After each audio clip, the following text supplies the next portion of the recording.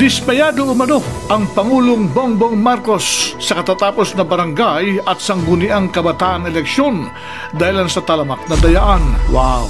Mismo ang Pangulong Marcos Jr. na ang nagsabi niyan. Pero ano itong opisyal na ulat ng Philippine National Police na sinasabing generally peaceful daw ang naganap na halalan? So just would like to ask, as of this time, wala po tayong nare-report o natatanggap na report of any untoward incident in all our polling centers. Sino ngayon ang paniniwalaan mo sa dalawang lumabas na balitang ito?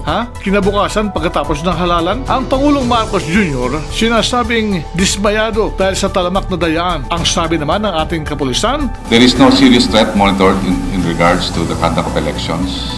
Generally peaceful ang nasabing barangay at sangguniang kabataan elections. Sabi naman sa kolom ng aking katotong Pastor Alfred Doce, I'll take that statement with a grain of salt. Maraming insidente ng pamamaslang ang naganap na ang mga biktima ay yaong mga nagwaging kandidato. May mga nakaligtas at mayroong sinabing palad na mamatay. Kaya naman siguro dismayado ang Pangulo hindi lamang sa talamak na pandaraya sa barangay pa lamang na yan, madugo na at lipos na ng pandaraya at karahasan. Hindi ba dumating sa tanggapan ng Philippine National Police ang mga ulat ng karahasan at dayaang naganap sa katatapos na halalan? Sinasabi pa sa balita na may isang governor at 13 mayor ang iniimbestigahan sa kaso ng pamimili ng boto. Well, ibig sabihin yan ay manipuladong talaga ng mga lokal na opisyal ang halalang pambarangay. Kasi nga naman, pipilitin ng mga incumbent mayors na mga bata-bata nila ang makakaupo sa mga barangay na kanilang nasasakupan. Kaya naman, gagawa at gagawa ng kaaliwaswasan ang kasalukuyang nakaupong mayor ng lungsod o bayan laban sa kalaban ng kanilang mga manok na tumatakbo sa posisyon ng barangay. Para nga naman siguruhing buo at matibay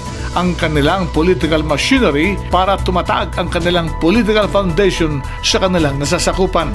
Sabi pa ng aking katotong Pastor Alfred Doce sa kanyang sinulat sa kolum niya sa Pahayagang Pilipino ngayon, ang hirap dyan, ang konsepto ng sangguniang kabataan ay para hubugin para magiging matinong leader ang mga kabataan. Subalit, sa takbo ng mga pangyayari, kabataan ay nasisira, bata pa lamang ay napapasabak na sa marumi, madungis na politika dahil sa itinuturong asal buwaya ng mga naglipanang korap na traditional politician na namamayagpag sa nabuo nilang political dynasty. Naku mga katoto, maging mapagmatsyag tayo sa kilos at galaw ng ating mga iniidolong politiko, siguruhin nating tama ang kanilang mahakbang para sa mga proyekto ng kanilang nasasakupan. Sa mga kababayang nasa ibang lupalop ng mundo, meron kayong pakialam sa takbo ng ating gobyerno? Hindi masama magtanong sa kanila. Alamin natin kung saan nila dinadala ang pondo ni Juan de la Cruz. Dahil sa tuwing huhugot sila ng budget, ay kanilang isinasangkalan na meron silang proyekto para sa bayan. At ang makikinabang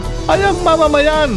Well, sa mga natalong kandidato naman, tanggapin ang pagkatalo ng maluwag sa puso. Magkalaban man kayo sa partido politika, makipagtulungan sa mga nagwagi. Magkaisa na kayo para mas mapaunlad pa ang ating pamayanan.